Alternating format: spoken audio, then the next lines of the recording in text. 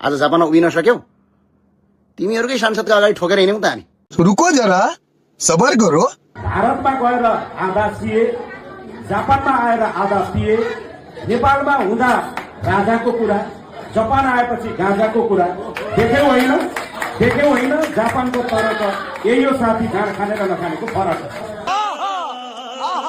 जसको एक सिट पनि छैन, जसले एक सिट जितेर आएको छ, जसको प्रस्तावक बस्ने मान्छे छैन, जसको समर्थक बस्ने मान्छे छैन, ती मान्छेले देशको 2/3 बहुमत प्राप्त गरेको जनतालाई हेप्नुपर्ने मैले कुनै पनि कारण देख्दैन।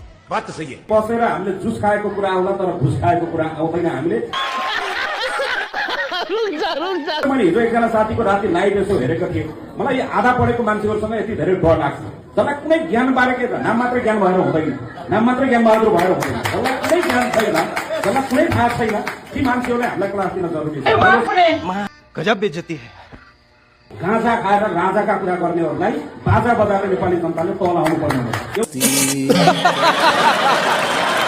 एउटा टिबीको रोगीले पनि 6 महिनासम्म निरन्तर औषधि खानुपर्छ भने यो देशलाई औषधि खुवाउन थालेको 3 महिना मात्रै भएको छ।